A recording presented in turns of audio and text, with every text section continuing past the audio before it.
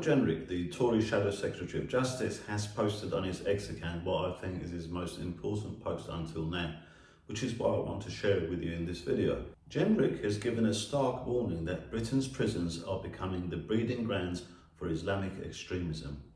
He said on his X account, Britain's prisons are being overrun by Islamist gangs. Self-styled Muslim Brotherhood leaders control wings in many high-security prisons. And he gives specific examples of how this is happening, like, for example, inside His Majesty's prisons Frankland, non-Muslim prisoners who refuse to convert are being locked in isolation for their own protection. Isolation centres that were initially built to contain extremists capable of radicalisation are now shelters for the very people that they were targeting in the first place.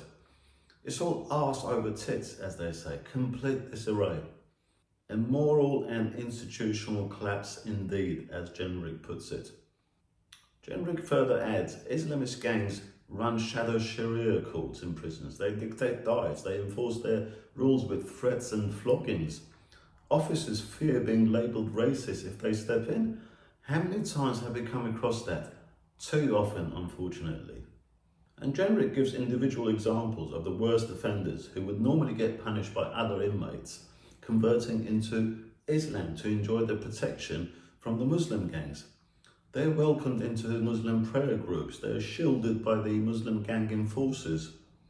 Jenrick calls it a total inversion of right and wrong, or as I put it, arse over tits. So obviously we know what is wrong. We know how dangerous this is. But why is nothing being done about it? Well, this is how Jenrick explains it. According to him, it's judicial reviews like the Silver ruling that are preventing any actions against this situation. A judge, and may the Almighty curse these unfit judges that are destroying our country, a judge has ruled it's unlawful to hold a radicalising prisoner in a separation centre if his extremist influence hasn't been proven. Look, they're risk decisions that the prison staff must take. They're not prosecutors, but they want to treat it like a prosecution. They want to treat it like a trial where you have to prove it again to a judge that this guy is an extremist.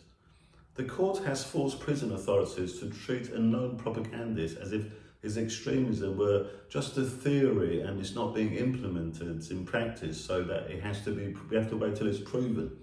And the governors now have to build a case file for such individuals as if they're prosecutors taking them onto a trial again.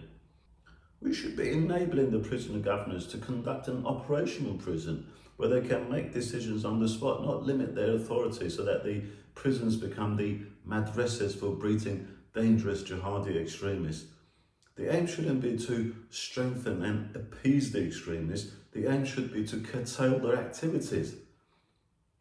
The priority should be our national security, not considerations for violent jihadists and their well-being. How many more innocent people must become their victims before this stupid establishment wakes up? And here's the sobering punch delivered by Jenrick. He says, if we can't easily keep terrorist influencers apart from mainstream prisoners, if we can't separate Islamist enforcers from those they target, then we don't control our prisons. They do. And he is absolutely spot on. Except, of course, why say all this now? Tommy Robinson warned us all about the same thing years ago, but the establishment was intent on vilifying him as a racist. Tommy Robinson has been saying all this for a decade based on the personal, inhumane way in which he was treated himself.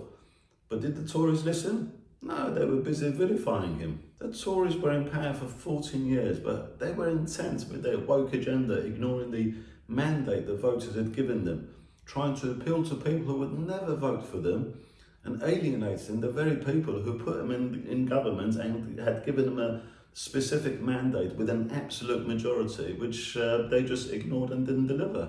And now, after 14 years of Tories, we have this situation in our prisons. Rather than give inmates time to reflect and rehabilitate, our prisons allow Muslim gangs to recruit and further radicalise violent criminals.